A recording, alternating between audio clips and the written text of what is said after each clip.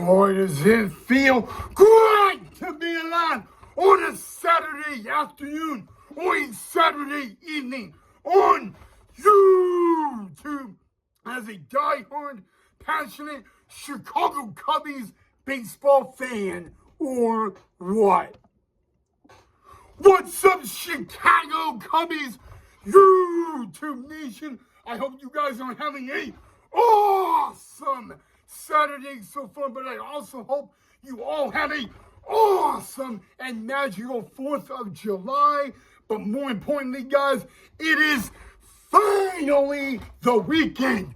Woo, woo, and happy Saturday, guys. And most importantly, welcome back to the channel of Cubs Baseball with Rye Knight. So, tonight's episode is going to be nothing but breaking news. Okay, guys, we kick off tonight's episode with a very crazy story regarding a former Chicago Cub minor league pitcher named Julio Castillo. All the way back in 2008, Julio Castillo was the number 2 ranked pitcher in the Chicago Cubs organization, and he was playing at the long single A level, the Peoria Chiefs, which at that point was affiliated with the Chicago Cubs. And the Peoria Chiefs, and this was all the way back in 2008 when I was a little guy. Excuse me. Anywho, the Peoria Chiefs guys were taking on the Dayton Dragons in Dayton, Ohio, and there was a crazy benches clearing brawl that happened in the second inning of that game. The brawl actually started between the 2 managers at that point, and it went from 2 managers going head to head, face to face, umpiring crew trying to separate them. Then it got the players involved very, very quickly. And that is where we began our story on Julio Castillo. This is all the way back in 2008. Right-handed Chicago Cub forehand pitcher Julio Castillo was ranked number 2 in the Cubs minor league system for pitching. He would get a baseball and he would chuck it like throwing it across the field. And the sad part about it, guys, is that ball traveled at approximately 101 miles an hour, and instead of hitting the dugout, it actually hit a fan in the head. That fan was immediately rushed to a local hospital, a local trauma hospital in Dayton, Ohio. The good news is he survived the injury, but there was a lot of bad news to the story. He would end up being in the hospital for 6 weeks, in a trauma hospital for 6 weeks, and 4 of those weeks were in the ICU. Now, due to that action, Chicago Cub farmhand Julio Castillo, that was the end of his baseball career. The very next day after this incident happened, Julio Castillo was arrested by the Dayton Police Department for a 1 count of aggravated assault, which in Ohio is a felony.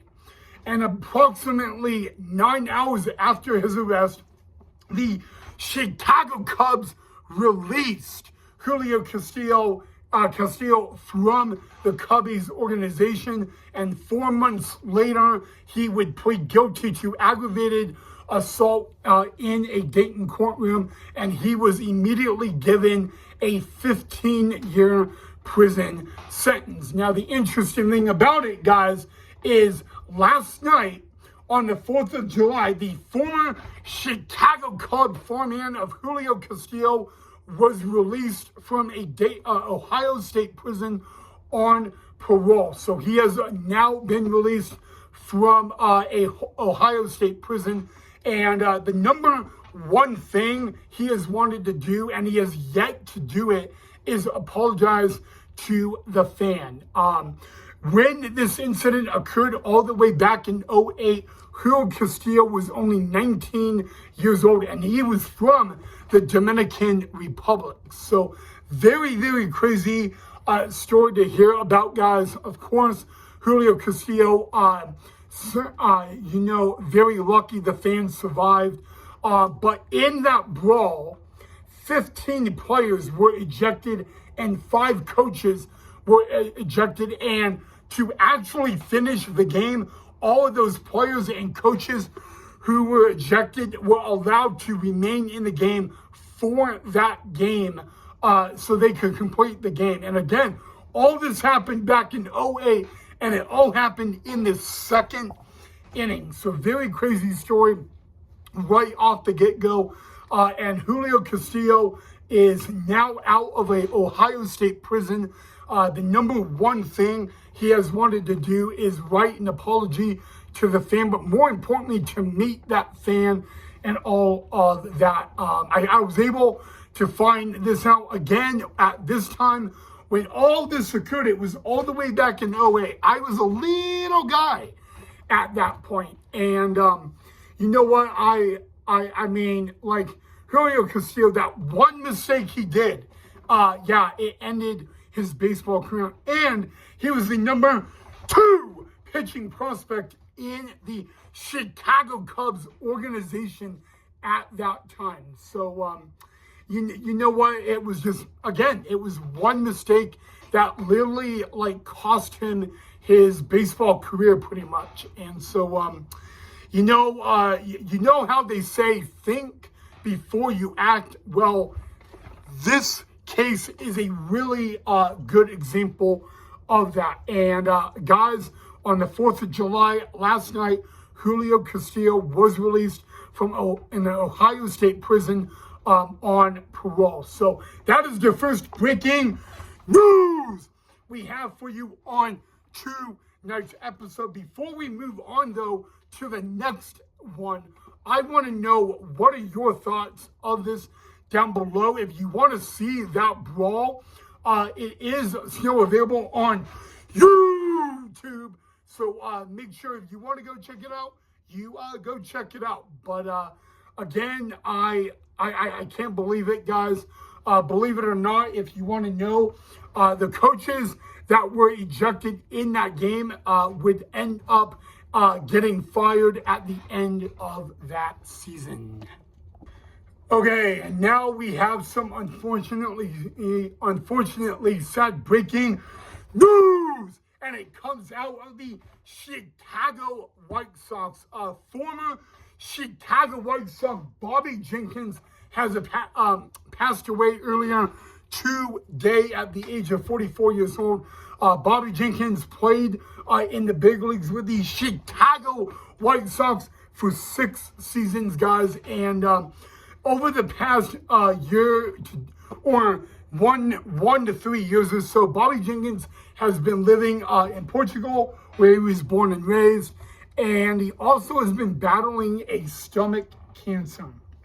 And unfortunately, earlier today, in his home in Portugal, Bobby Jenkins passed away at the very young age of 44 years old. So I know it's a Chicago White Sox, but at the end of the day, we are in the same beautiful city of Chicago, and we're playing the same game and all that. So I want to say my thoughts and my prayers are with Bobby Jenkins, friends, family, and the Chicago White Sox organization.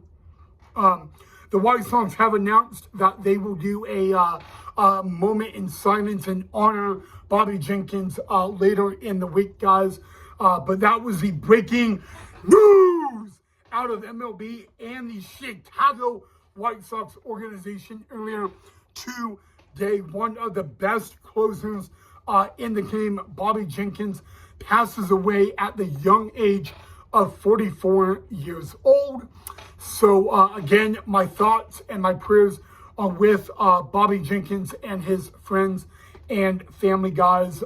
But I remember being a little guy, and he was definitely one of the best in the game. He was a 5-time All-Star, and he won a World Series with the Chicago White Sox as well. So that was really cool to see. But you know what? This is another example that, like, tomorrow is not guaranteed. You know, every day you wake up in life, it's a gift. You know, you just never know when the last day of your life will be and all that. So, but yeah, guys, again, Bobby Jenkins passes away earlier today in Portugal at the young age of 44 years old.